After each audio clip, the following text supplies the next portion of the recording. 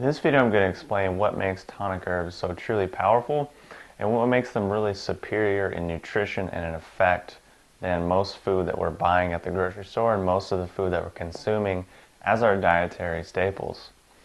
So, in my opinion, tonic herbs are basically the original superfoods, meaning they're the original source of really concentrated super nutrients. And first you might be wondering, well, what makes an herb an herb? What separates something like ginseng or codonopsis or astragalus or hoshu versus like a carrot or celery or lettuce or something you buy at the grocery store?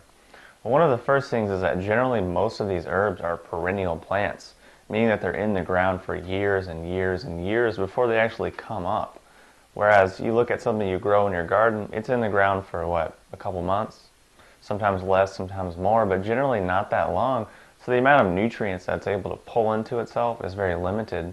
And also the amount of energy it has to expend to adapt to its environment to survive is very small.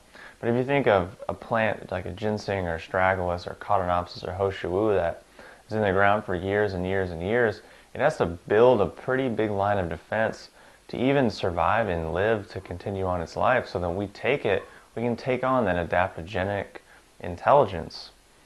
So another thing that really makes the tonic herbs really powerful is that generally they're grown in better soil than we have over here, in America, whereas our soil is very mineral dense and just basically depleted from, years and years and years of just misuse and mistreatment. The Chinese have kind of gotten past that hundreds and hundreds of, if not even longer, periods of time ago. They've moved on to ways of using the land in a way that doesn't deplete it and doesn't strip it of all of its essence and its minerals and its nutrients so that they can still grow food that's really potent. Now, of course, it's not true from 100% of China. Obviously, they probably beat up their soil just like we do, but when we're speaking of these tonic herbs, they're grown generally high up in the mountains, far away from pollution, far away from cities, far away from anything that's going to disturb it, by people who care about what they're doing, who know what they're doing, and have probably been doing it for hundreds and hundreds of years. And that's, of course, if you're buying high quality herbs, you're going to be buying things that are coming from places like that. So this soil has, more minerals, more nutrients, and is just better taken care of. So the plants can actually absorb more of that and take more of that in. And then, of course, when we eat the herb, or we take the herb, or we take a form of the herb, whether it's a decoction, a tincture, or whatever, or powdered extract, we get all of those nutrients, all of those minerals, all of that energy and essence into our system.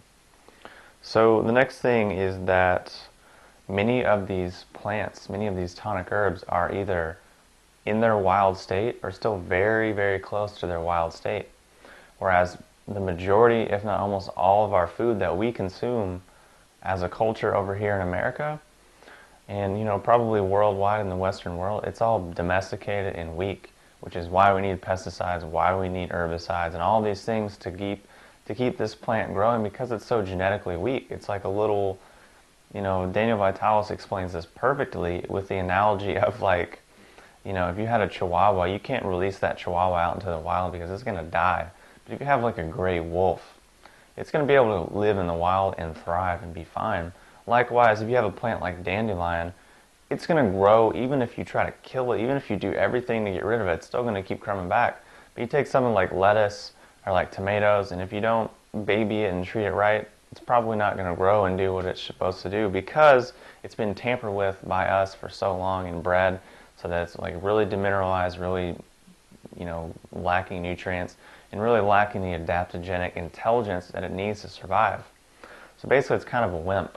Whereas these tonic herbs are still close to their wild states. They're not wimps. They can actually survive and thrive in the natural environment. So basically, taking tonic herbs is a pretty amazing strategy to actually supplement your diet. And it's my opinion that the tonic herbs are so potent and profound in their effects because I think that's how a lot of food, if not almost all food, was hundreds and hundreds of years ago, if not further back. Meaning food that we ate was very close to its wild state. We probably needed to eat a lot less because it was so potent and because it had actual physiological effects in our body. Whereas now we eat food and we're like, okay, I feel kind of full, I need to go on, then we got to eat more. But you start doing a lot of tonic herbs and you notice physiological, somatic effects. You feel different, you sleep better, you have more energy, you think clearly, you have actual changes that are dramatic and that happen. And I think just hypothetically that's just how a lot of food used to be, but because we bred everything, because we turned everything into just mass commercial foods, that all of those intelligence and properties has been bred out. So taking the tonic herbs is an excellent way to reintroduce these things back into our life, back into our diet.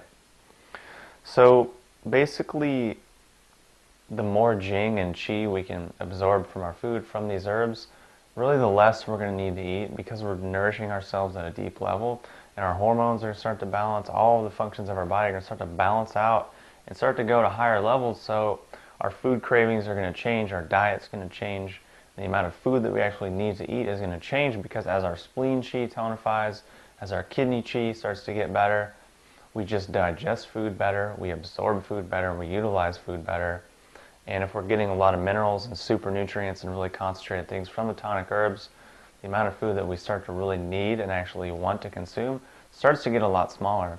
And this is really just a process that unfolds over a period of time, over a period of years. It's not something that's going to happen for you overnight. It's not something you can really force, because you can't really force your body to digest or absorb or utilize things. You kind of just have to chew it, do your best, make the best choice, and then let the body do what it needs to do. So that's really how these tonic herbs are so profound and so effective in what they actually do in the body. Some of the reasons why this happens, and some of the reasons why tonic herbs are in fact inherently superior to the majority, if not all, of the food that we're buying at the grocery store and using, as the basis of our diet.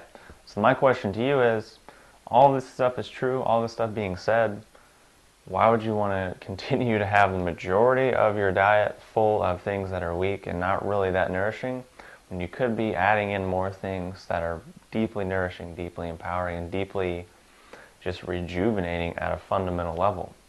So, if you have any questions or comments, post them below, and I'll talk to you soon.